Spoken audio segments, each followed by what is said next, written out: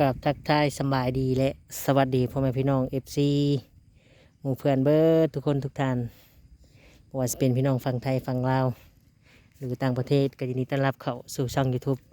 ตุกคำปันสุขพี่น้องเนาะมาเจอพ่อตุกคำมื้อนี้ก็ถ่ายให้แต่ได้คือเก่า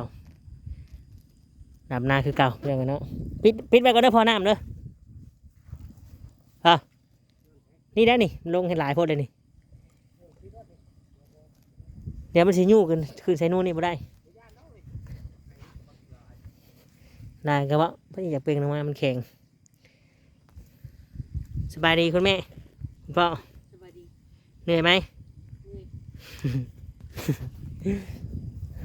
ปิดน้ำก่อนพี่น้องเลยเพราะน้ำมันเขาไถพอดีได้นี่พอดีแช่ก้อนขี้ไถไว้น้ำท่วมพี่น้องเอ้ยฝนตกเมื่อคืนนี่แห้งเลยนะ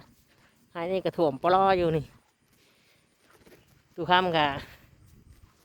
ดำให้ดำหน้า3 คนคือเก่าพี่น้องเลยเนาะปีนี้ต่างปีกายนี่เป้าให้ใหญ่แป๊บเดียวพี่น้องเลย แป๊บเดียวเนาะดำอันนี้2 คน3 คนโคโลพี่น้องเลยเนาะแล้วกับเมย์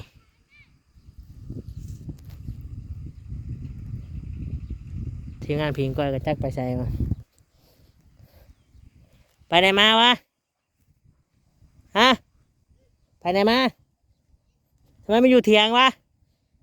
เบิ่งน้องง่ายงัวเบิ่งงัวน้ำหมาคอนะให้เบิ่งงัวเขาสวนนะ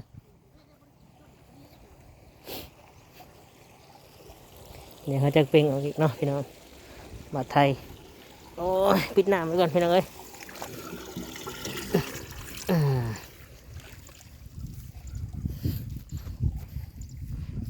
ปุ๊บสมรักมาเลย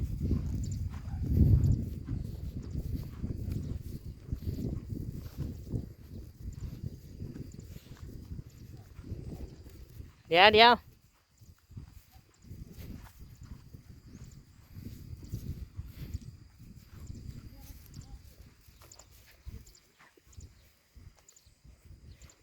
โอ้ไม่ได้แล้วบัตรไทย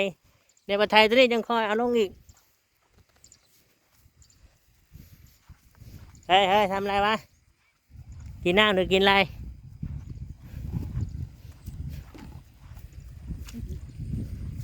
คนโมมีเวียกมันต้องกินนะคอนเซอร์นะเอาสบายดีทำไมเอามาเลี้ยมาจะใช้มาจะลิ้นทั้งเปล่านี่มาจะใช้มาจะเลี้ยลิ้นทำไมมาเบิ่งงัวเบิ่งควายโอ้ผิงควายหน่อยนี่โอเคพี่น้องเอ้ยเนาะกับประมาณนี้เดี๋ยวให้สำลักขึ้นไปซักแบตโทรศัพท์ให้ก่อนโอเค